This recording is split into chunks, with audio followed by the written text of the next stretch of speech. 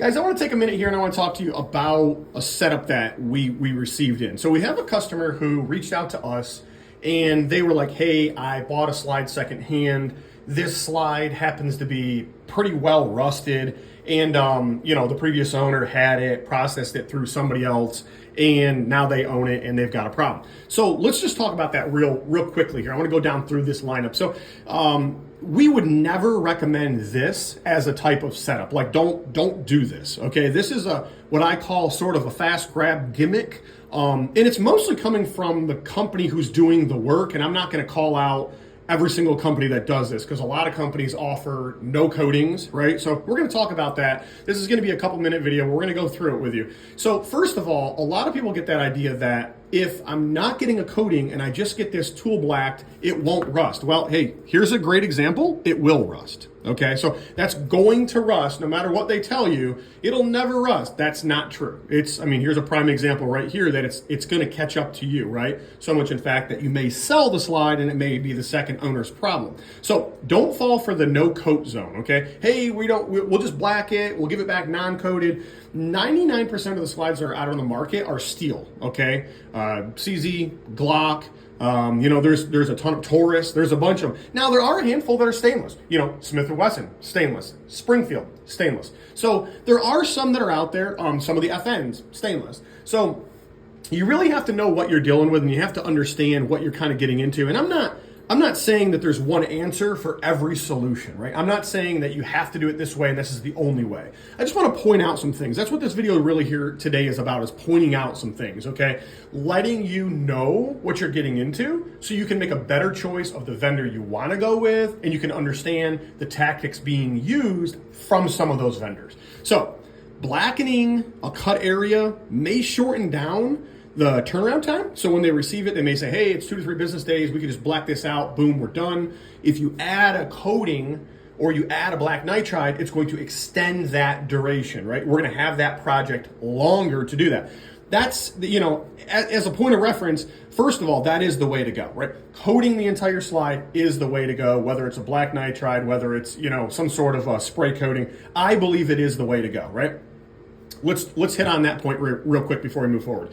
So we do have a lot of people that say, hey, I want to keep my factory coating. Either one, it may be a special finish where it's a camo and somebody's already done it, or maybe it's a 19X and they don't want to get rid of the color, or maybe it's an FN and they want to keep the tan. There's several scenarios that people would want to keep that coating, right, and not change the coating.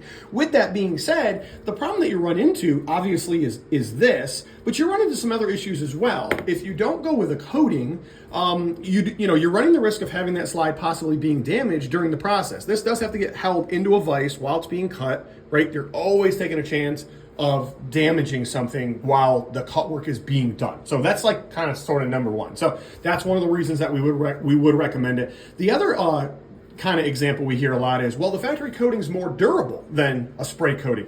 The answer to that is yes. I don't think there's any disputing that a factory finish is one of the most durable out there. It does come from the manufacturer for a reason, because they don't want to take stuff back in. They don't want to have to be chasing problems with a finish on a slide. Of course, they can manufacture a slide, and when that product is done, they can sell that product. So they're not really on a timeline.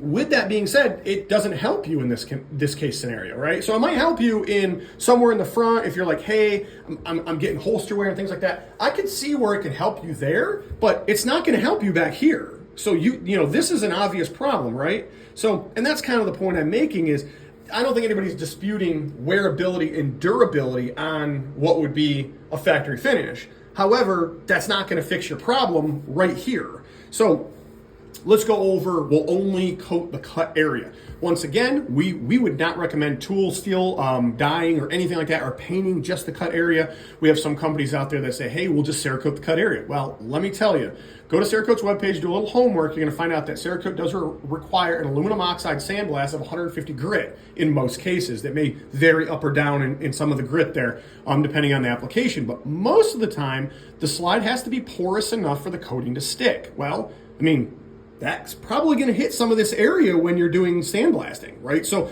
you're always taking a chance of damaging the non-coated area just to sandblast, to clean up and coat the cut area, right? So there's an issue there. So that's one of the things. Any company that tells you, hey, we'll Cerakote it, I'll about bet dollars to donuts they're not sandblasting that, and it's not going to actually stick according to what that manufacturer is requiring, right? So you may get a back sand, Cerakoted, or some sort of a different finish on there that's not raw, but in the end of the day, it's probably not either going to hold up and it's going to peel, or it's just not rust preventative. Like it's still going to rust. I mean, that's, not really going to work out that great. So let's talk about an iron sight. This is a whole nother setup that we've got going on here. So on this one, standard optic cut, right? So we would strip and coat the whole slide. This is how it would basically come off the CNC machine, and it would get, test fitted for an optic, and then we would move into coloring.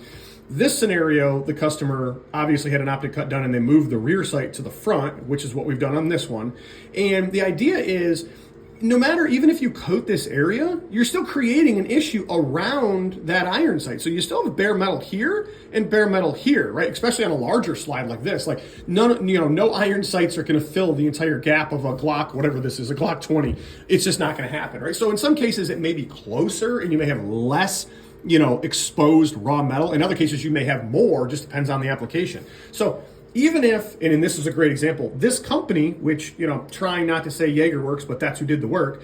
The idea here is they did a cut here, they coated this, or maybe this was coated from the customer that got it back originally, there's a possibility, and they didn't coat here. I mean, this is still raw silver. See if I can show that a little better. That's still raw silver right there.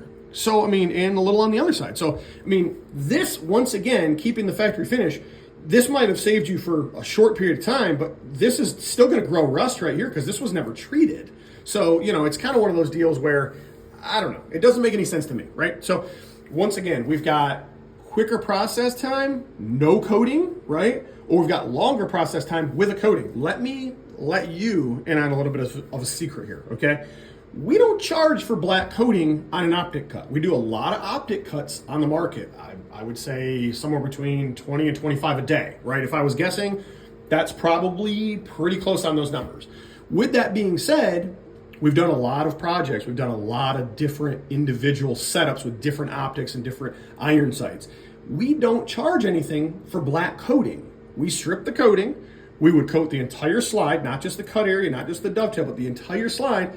And that's all done for the same price point of $100, right? So maybe if you can get an optic cut done, I don't know the pricing. I'm not quoting out NCEngravers or any of the other companies.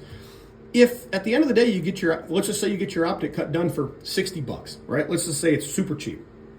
You get it done for $60, you get it back in 2 to 3 business days. Well, look where you are now. You're paying some sort of a company to take this down, strip this, clean this, coat this, and then there's a coating charge associated with that because you're fixing a problem. So at the end of the day, one, you probably didn't save any money, right? So that's number one.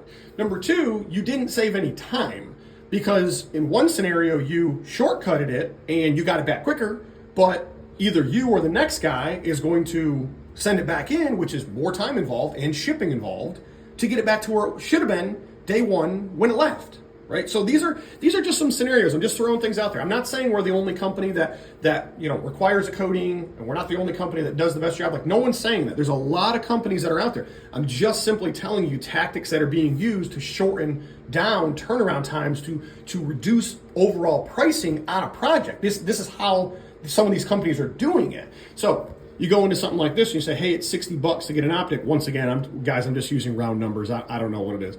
But then you add it to the cart and you add, coloring to it, and maybe coloring's $50 or maybe it's $40, right? So at the end of the day, spending the extra money on the coating while it's there is the way to go.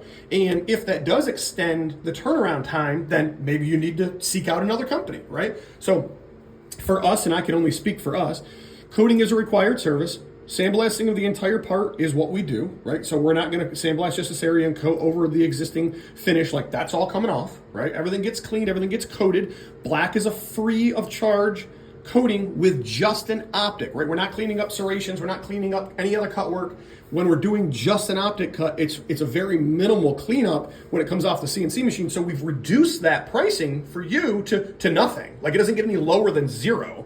And that's what we're doing. So black coloring is zero. You don't pay any, you're not paying anything for it, right? And then on top of that, we've got, if you want to do a different color, it would be a $25 charge. So you want to go with a tan, a green, a gray, a red, that's a $25 charge. So we would coat the entire slide basically for $25. So it's going to put you at $125. And then it's still a 2 to 3 business day turnaround time. We don't extend it because it's a different color. We don't change our turnaround time because we're not doing black or it's not free. None of that exists, right? In a lot of these companies, I'm not speaking for JagerWorks or any of them. I don't know what they do. I don't know any of the guys there. I've got no rep or contact. The point being made is some of these companies do Optic cut services and then they source them out to another company locally who would then do the coating and then they get it back. And that's how, you're starting to see 1 to 3 weeks on coating. Like there's no way it should take you 1 to 3 weeks to coat a part. And if you're doing enough of them, you should be batch coating them anyhow.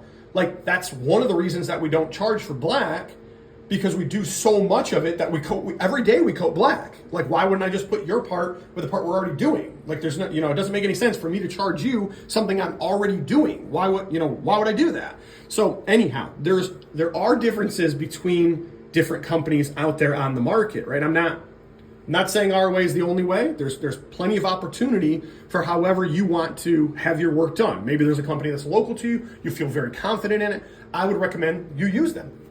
I say that all the time. If there's somebody local to you and you can do an in-person transaction, you should do that, right? Feel good about the transaction you're making, ask those questions, get that product back. If you're not and you have to mail in, then yeah, you need to do a little bit of due diligence. There is a little bit of homework there. What's a turnaround time? What are my options for coating? Will you guys install iron sights? Will you guys install optics? Hey, I've got a new set of iron sights. So we install optics for free. We install iron sights for free, whether it's a factory one or an aftermarket one. We don't charge for anything. We take all the parts out of your slide for free. We clean the slide, of course, during the coating process. We put it back together. Still free. We don't charge for any of that if you pick black, right? A lot of frees going on here. And then, of course, we do offer a clean and lube service, which I do recommend. If you're one of those people that just is like, I don't have time for it. I shoot, I go to the range, I put my gun in the safe, I'm done with it. We do have, under additional services, the option of a lube and clean. And what that would mean is all the internal parts would go through an ultrasonic cleaner. They would all then get oiled and then put back in, right? So the idea is, at the end of the day, you're essentially ready to go when you get it back, right? So there's nothing for you to do. So there is a charge on that. There is oil associated with that. There's additional cleaning and things like that. We've got to keep track of springs and little parts and things like that. So we've got to sort of baby your parts to get them through the cleaning process. But guys, I can't say anything clearer than that. At the end of the day, I hope this has been somewhat educational. I'm not saying that, one company is bad, one company is good, one process stinks, one process is amazing. I'm simply telling you that there's a lot of tactics out on the market about quick turnaround time or reduced cost. Well, guess what? Sometimes they may catch up to you. And sometimes you may end up paying more than you want, or in the rare case, you may sell a weapon because you made the wrong choice and you're tired of looking at it. We've all been there, right? We've all looked at something and said, man, I scratched my gun, I dropped it, I don't want to look at this thing. Well, that may be an option on the table as well if you get to a point like this. If you have one like this that's been roughed out, once again, it's a $60 charge is what we would charge to recoat that slide. So we'd strip all the parts off. In this case, we're going to clean all the parts for the customer anyhow. We're going to sandblast this all down. We're going to do a recoat on the entire slide. And then what we're going to do is we're going to put all those parts back in, right? So that's kind of what we do, and that all falls underneath that $60 charge. Still 2 to 3 business day, even on that takedown and clean up and recolor and put back together. It still just falls underneath the 2 to 3 business day turnaround time. Hopefully, you guys will dig a little deeper into us exactly as to what it is we offer and how we offer it, and you get a little bit better feeling of the care that goes into your project while it's here. Guys, if you happen to have any questions about anything, feel free to let us know. Some of the short content is on our shorts now on YouTube, so you can see the little snippets that come up through there. If you want the full-blown what's going on kind of video, we're going to try to put those out the best we can with the time frame that we have. This is a busy time of the year, but hopefully some of those shorts will give you the answers that you're looking for. And if they don't, feel free to send us an email. You can go on to our webpage. There is a contacts tab. You are able to click on it there. You can send us an email. We can request some pictures. You can send us some pictures. We can take a look at what's going on, and we'll hopefully be able to get you back on track to where you want to be with your project.